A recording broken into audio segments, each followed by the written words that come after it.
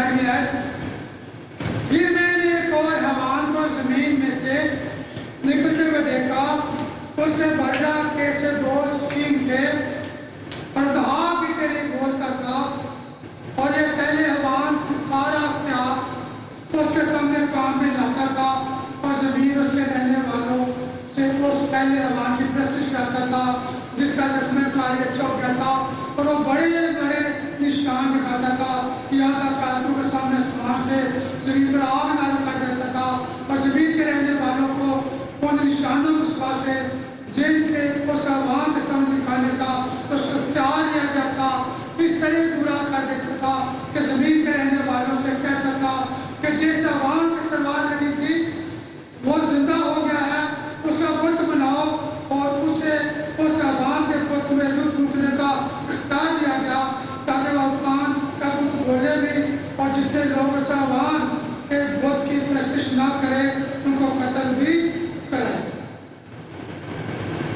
फिर लिखा, और जो सब छोटे बड़ों दौलतमंदों गरीबों आजादों गुलामों के दाने हाथ या उनके माथे पर एक एक छाप करा दी ताकि उसके सिवा जिस पर निशान यानी उस हैवान का नाम या उसके नाम का मदद हो और कोई खरीदो फरोख्त ना कर सके।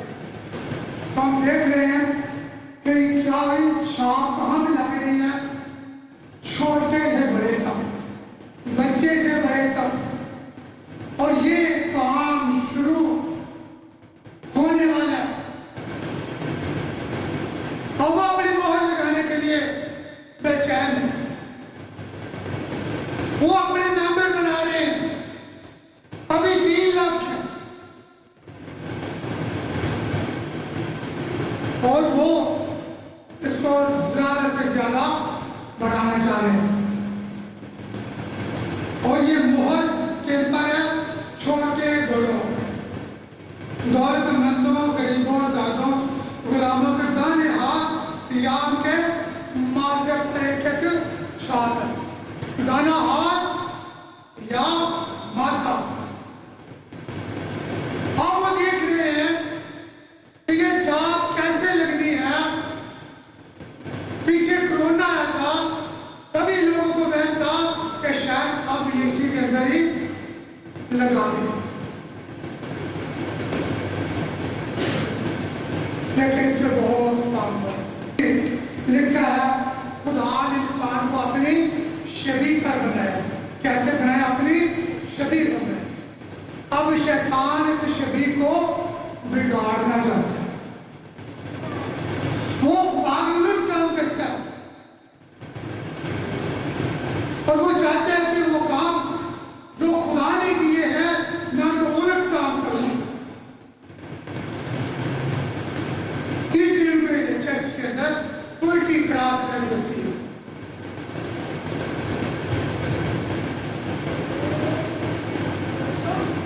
फिर हम देखते हैं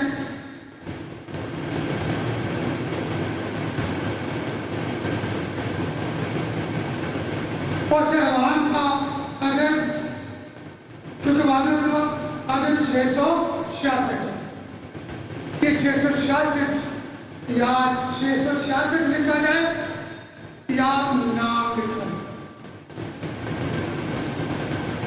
या नाम लिखा जाएगा या नाम का अदद लिखा जाएगा।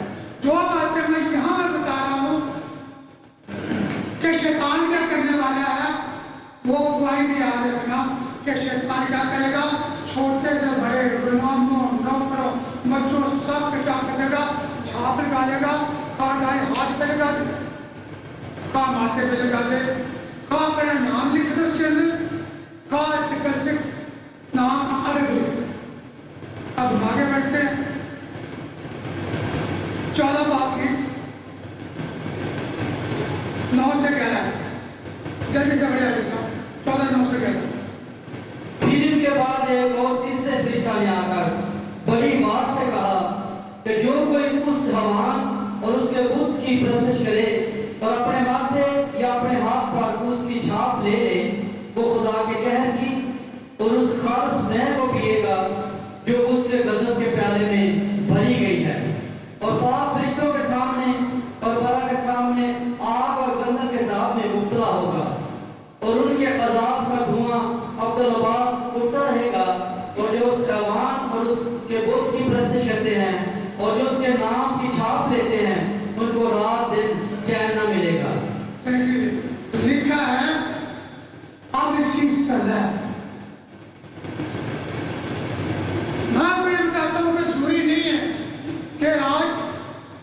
इब्लीस की मोहर हमें नजर आए।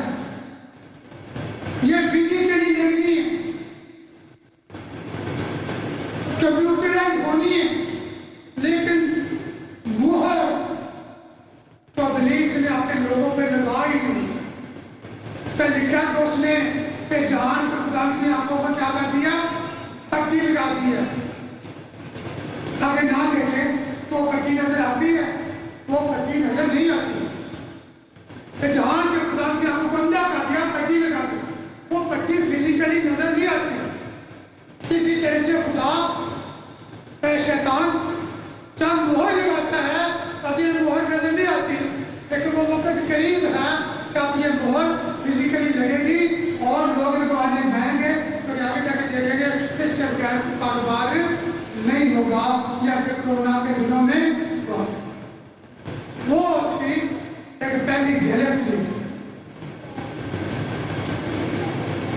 लिखा है जो कोई जबान उसके पद की प्रस्तुत करे और अपने माथे या अपने हाथ पर उसकी छाप ले ले, वो खुदा के कहर की सुखार से महक को पिएगा जो उसके गजब के प्याले में भरी गई। ये क्या है? खुदा के कहर की महक। गुड फ्राइडे पे मैंने आपको कहा था कि यीशु ने कहा था कि रोज का ये प्याला मुझसे टल जाए, और ये प्याला कौन सा था? खुदा के कहर का प्याला। लिखा ये लोग कहाँ से पिएंगे?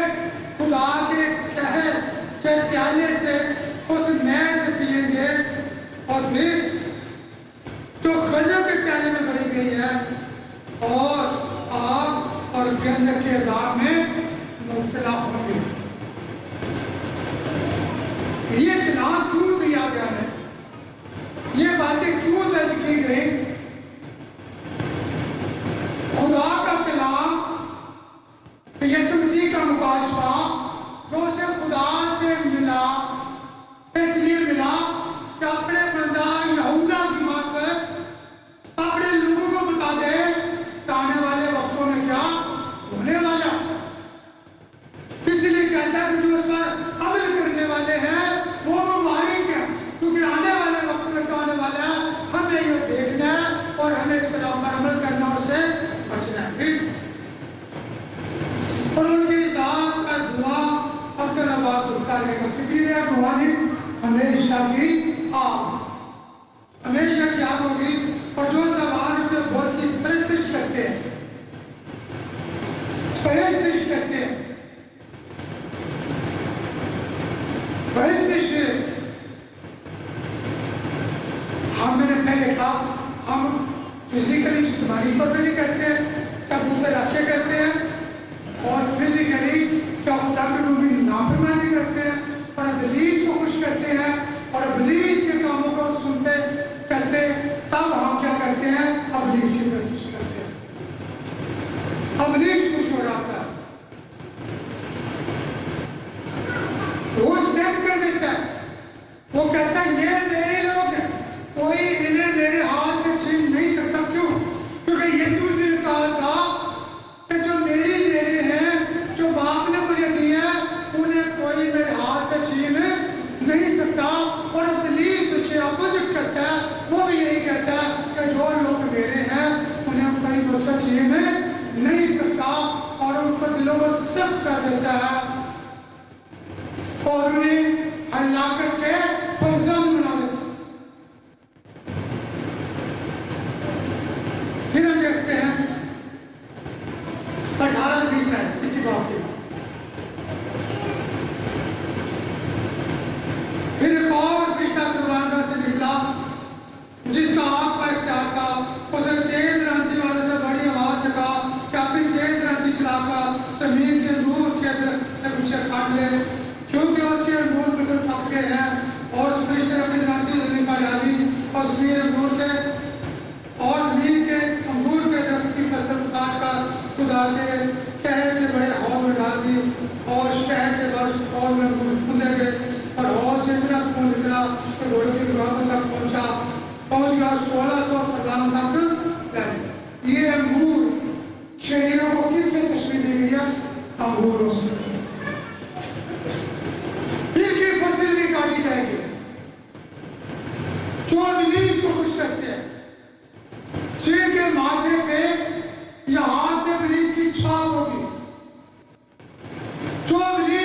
कामों को करते हैं, जो इब्लीस को खुश करते हैं, जो खुदा की मर्जी में नहीं चलते, जो खुदा का कलाम नहीं पढ़ते, जो नहीं सुनते, जो नहीं अमल करते, क्योंकि वो मुबारक नहीं, जो मुबारक नहीं वो लानती।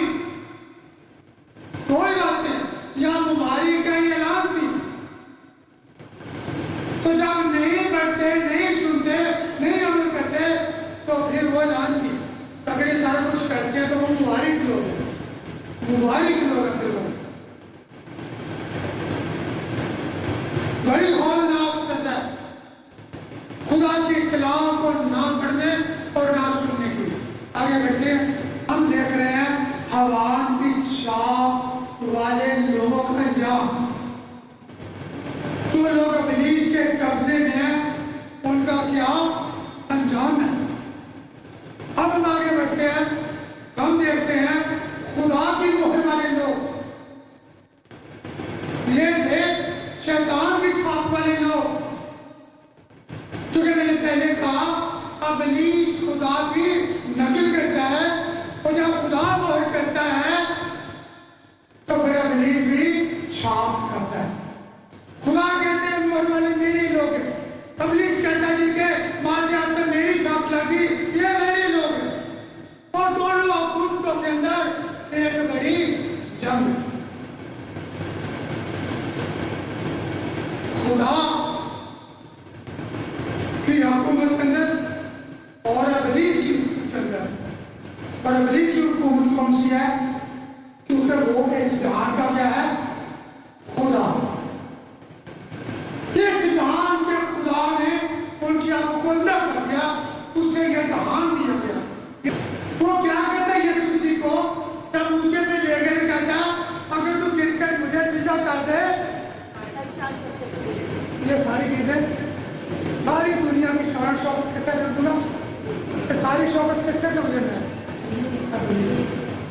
लिखा जहान उसके कब्जे में पड़ा हुआ है, जहान उसके कब्जे में है, उसको अधिकार दिया गया इस पे, उसको इसका बादशाह बनाया गया। लेकिन इसी के अंदर खुदा के लोग रहते हैं, अय्यूब नबी जैसे रहते हैं। देखा तूने सारा जहान फिराया, तो देखा उन्हें मेरा बंदा अय्यूब, मेरे बंदे भी यही में रहते हैं, जहां में तू रहता है, जहां में तेरी हुकूमत है,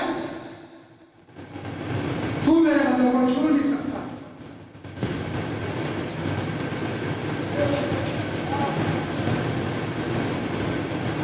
फिर मेरे सहबान और ज़मीन के बादशाहों और उनकी फौजों को उस घोड़े के सवार उसकी फौज जान के पीछे देखा।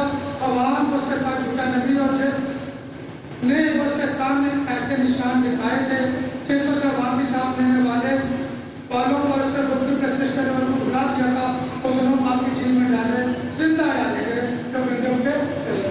ये हो गया ये अंजाम किसका? हवान का, शैतान का, झूठे नबी का। खुदा बाप, खुदा बेटा, खुदा आगे क्या बन गई? तस्लीस। क्या बन गई? तस्लीस। खुदा बाप, खुदा बेटा, खुदा पाक क्या है? तस्लीस। हवान, झूठा नबी और शैतान क्या बन गई थी? तस्लीस। इब्लीस, मैंने पहले कहा इब्लीस खुदा की नकल करता, इब्लीस ने भी अपनी तस्लीस बनाई, वो भी तीन, खुदा बाप, खुदा बेटा, खुदा पाक रूह। उधर कौन है? हवान, झूठा नबी और शैतान। और तीनों कहाँ डाले गए? आग और गंदे की जेल के अंदर।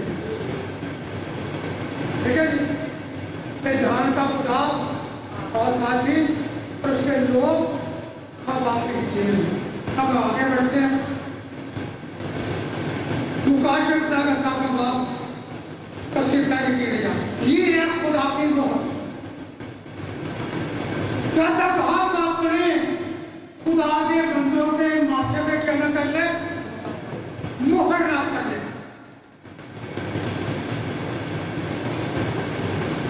हम इन दोनों चीजों में आज इब्लीस की छाप और खुदा की मोहर में मुकाबले कर रहे हैं। हम देख रहे हैं खुदा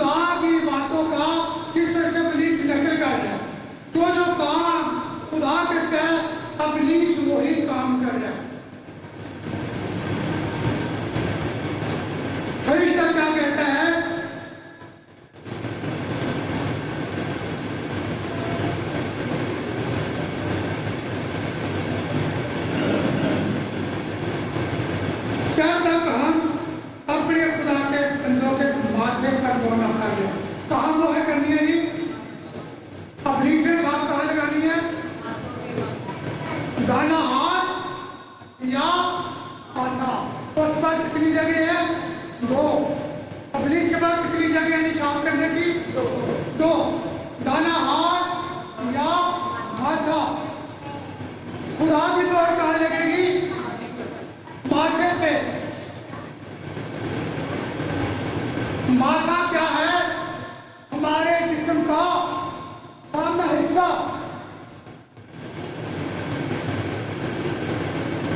जब फरिश्ता आएगा तो सामने देखेगा और खुदा के लोगों को नुकसान है।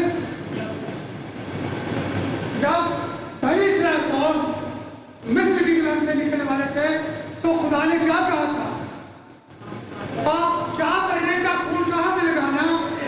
अपने मेन दरवाजे पे, अपने गेट पे, उसके सामने चौखट के ऊपर लगाना। तब जब फरिश्ता आए तो गेट से देखे और घर को सलामत छोड़।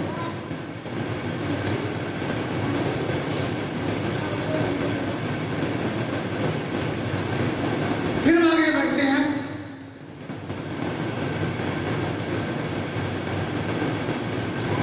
जब इस मोर की लग जाती है तो क्या कहा गया? जरा की चीज को पहुंचाना या तब कपड़े खुदा के बंदों को क्या कर ले वो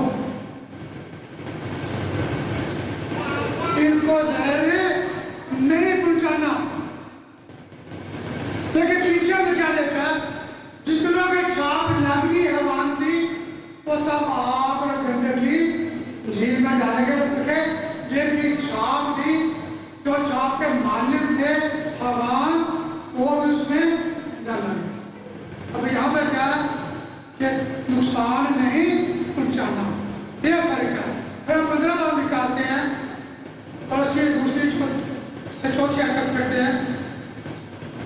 हम देख रहे हैं बेनिफिट क्या है, फायदा क्या है। तबलीग की छाप और खुदा की मोहर।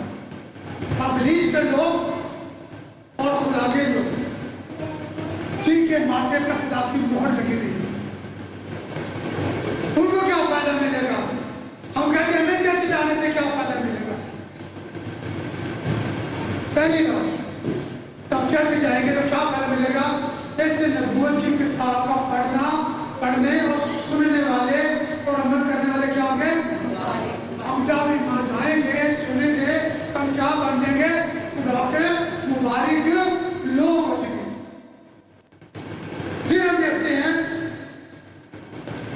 जिन्होंने इसकी छाप नहीं ली थी हवान की, उनको कहाँ देखा? उनको खुदा की बरकतें लिए में खड़े देखा और क्या कर रहे हैं? खुदा की हम जो सुना कर रहे हैं खुदा के तख्त के सामने।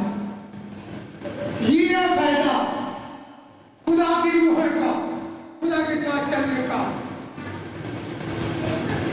फिर हम 20 बाब की 4 पढ़ते हैं। फिर क्या फायदा है?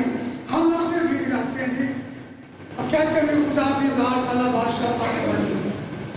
हम खुदा के साथ 1000 साल बादशाह में शामिल होंगे। लेकिन कौन से लोग? ये वो लोग हैं जिनके माथे पे खुदा की, जो खुदा के लोग, सबके सब नहीं, सबके सब बादशाह में नहीं जाएंगे। वो रास्ता सुकड़ा हुआ है और वहां जाने वाले थोड़े से लोग हैं, लेकिन वो रास्ता कुशादा है जो हलाकत को जाता है और वहां जाने वाले बहुत से।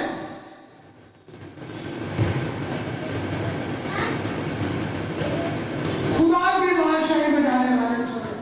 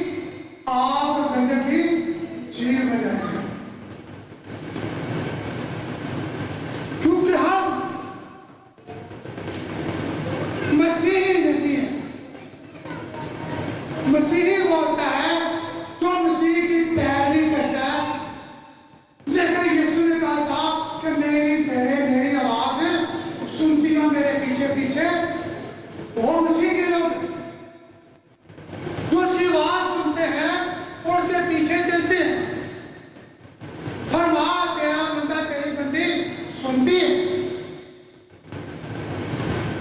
लेकिन अगर कोई मसीह का नहीं तो वह आवाज सुन के भी इनकार कर देता है, क्योंकि वो मसीह का नहीं। जो गालिब है, जो मोहर ना ले, जो रीस की छाप ना ले, जो गालिब आते हैं, मैं से कह दूंगा कि जिंदगी के दरख्त से फल खाने को दूंगा। कहाँ का दरख्त है? खुदा के फिरदौस का। आदम और हवा को ये फल नसीब नहीं, लेकिन जो लोग जिनके माथे पे खुदा की मोहर होगी, तो गालिब आएंगे, हवान पर उसकी प्रस्तिश नहीं करेंगे, उसका हुक्म नहीं मानेंगे, उसके बुत के सामने नहीं झुकेंगे, छाप नहीं लेंगे, वो जिंदगी की तरफ से क्या खाएंगे? फल खाएंगे। वो बादशाही करेंगे 7 साल तक। फिर क्या होगा? उन्हें कौमों पर इख्तियार दिया जाएगा। ये फायदे हैं खुदा के साथ चलने, ये फायदे हैं खुदा की मोहर लेने, ये फायदे हैं खुदा के पास आने के। फायदे ही फायदे हैं। जो गालिब आए, जो मसीह की मोहर ले ले, वो क्या होगा जी? सफेद पोशाक से मिलेगी। ख्वाहिश हमारी भी जब खुदा के तख्त के सामने जाएंगे, हमें सफेद लिबास मिलेगा, सफेद पोशाक मिलेगी, हम सफेद पोशाक पहन के हवा में उड़ के खुदा का क्या करेंगे? खुदा का इस्तकबाल करेंगे। कहते हैं, हम गीत भी गाते हैं, हवा जी उड़ जाना। ये सुने जदों हमारी ख्वाहिश तो है, लेकिन क्या इस ख्वाहिश को हम अमली जामा पहनाते हैं? हमें अमली जामा पहनाना है। हमें अपनी ख्वाहिशों को जैसे जिस्मानी तौर पर पूरा करते हैं, रूहानी तौर पर रूहानी ख्वाहिशों को भी पूरा करते हैं। एक पोशाक मिलेगी और मैं उसका नाम किताब से याद से हरगिज़ ना काटूंगा। यदि के खुदा नाम को अगर लिखा हुआ है किताब याद के अंदर, तो वो काट भी सकता है। मूसा ने यही कहा था कि अगर तूने लोगों को नहीं बख्शना तो मेरा नाम किताब याद में से काट दे। मैंने कहा तेरा नहीं, मैं इन्हीं का नाम किताब याद में से काट दूंगा, इन्हीं का नाम काट दूंगा, तेरा क्यों? लिखा खुदा कहता है, मैं उनका नाम किताब याद से हरगिज़ ना काटूंगा, बल्कि अपने बाप उसके फरिश्तों के सामने क्या करूंगा? उसके नाम का इकरार करूंगा। ये मेरा बंदा जिसने दुखों में रह के, भूख में रह के, प्यास में रह के मुझे नहीं छोड़ा, गर्मी में, सर्दी में ये मेरे साथ चलता रहा, इसने मुझे नहीं छोड़ा। हम देख रहे हैं इब्लीस की छाप और खुदा की मुहर। जब इब्लीस ने छाप की थी तो क्या लिखा था ऊपर ही? अपना नाम या नाम का अदर।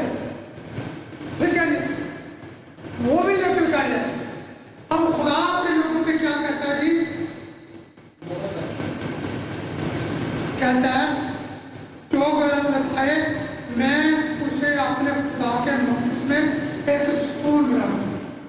खुदा के मक़दस में, आसमानी हैकल के अंदर क्या देगा? एक स्तून बन जाएगा। और फिर क्या करेगा? वो फिर कभी बाहर ना निकलेगा। और मैं अपने खुदा का नाम, किसका नाम नहीं? खुदा का नाम, और फिर अपने खुदा के शहर यानी नए यरूशलेम का नाम, तो मेरे खुदा के पास से आसमान से उतरने वाला है, और फिर अपना नाम उस पर लिखूंगा। कितने नाम है जी? 3 नाम। इब्लीस कितने नाम लिख रहा है? एक ही नाम या नाम का दर। इब्लीस से कितने हैं जी? उनकी तसलीस के 3 रुकन। कौन? हवा, झूठा नबी और इब्लीस शैतान। इधर हम देख रहे हैं कि जो खुदा के लोग जिन पे मोहर लगी होगी तो वो खुदा के मकदस में जाएंगे तो वहां पे 3 नाम लिखे होंगे। माथे पे कितने नाम लिखे होंगे जी? 3 नाम। पहला नाम किसका? खुदा का नाम, यीशु का नाम और यीशु का। कितने मुबारक लोग हैं जिनके माथे के ऊपर खुदा के नाम लिखे कि ये मेरी मलकियत है, ये मेरे लोग, ये मेरी बेड़े जिनके लिए मैंने अपनी जान दी और इन्होंने ईमान लाकर उस निजात को जब मैंने मुहैया की हासिल कर लिया जी। जो गालिब आए मैं उसे अपने साथ अपने तख्त पर बैठाऊंगा। कहाँ बैठाऊंगा जी? इतने फायदे हैं। और जो है 30 बार अच्छे कामों का उसकी बातों पर गालिब आता है वो क्या करता है? पहले हमने सीखा था, इतनी बातें सीखी है ठीक। 1000 साल बादशाह में खुदा के मकदस में सुकून। अब क्या कहता है? मैं उसे अपने साथ काम करूंगा, तख्त पर बैठाऊंगा जिस तरह मैं गालिब आकर अपने बाप के साथ उसके तख्त पर बैठ गया। कहाँ बिठाएगा जी? यीशु मसीह कहाँ बिठाएगा? हमें अपने तख्त पर बिठाएगा। कितना बड़ा फायदा ताकि लोगों का जो खुदा के साथ चलते हैं उनका मुकाम देखें, उनका रुतबा देखें। वो तीसरे आसमान पर खुदा के तख्त के साथ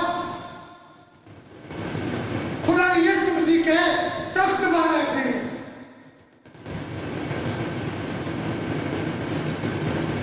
जिस तरह मैं गालिब आकर अपने बाप के साथ उसके तख्त पर बैठ गया। यीशु मसीह कहाँ बैठ गए? अपने बाप के तख्त पर। कहाँ कितने गालिब आ गए? इब्लीस पर। किस पर गालिब आ गए? इब्लीस पर गालिब आए जो उसकी पैदाइश से सलीब पर उसका पीछा करता था और सलीब पर उसके साथ गुजर था। इब्लीस पर सिखा वाली फतह गालिब आए। किस बात? मौत और कब्र पर फतह पाई और इख्तियार छीन लिया। मौत और निर्वाह की दुनिया मेरे पास गालिब आए। और गालिब आने का यीशु मसीह को क्या सिला मिला, क्या फायदा हुआ? बस जाके बाप के तख्त पर बैठ गया। जिस तरह मैं गालिब आकर बाप के तख्त पर बैठ गया उसे तुम लोग भी गालिब आकर मेरे तख्त पर बैठोगे और क्या करोगे? 1000 साल बादशाह में शामिल होगे। हुजूर की समय की है कि हमें खुदा के पास शुरू किया था ऐसे नबूवत की किताब का पढ़ने वाला, सुनने वाले और अमल करने वाले क्या है?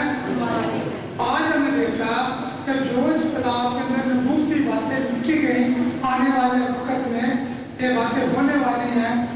अगर हम खुदा के पास आते हैं, उसकी आवाज़ सुनते हैं, उसका कलाम सुनते हैं, यकीनन जितने बेनिफिट्स खुदा के कलाम के अंदर ये हैं, इसके अलावा बेशुमार फायदे हैं।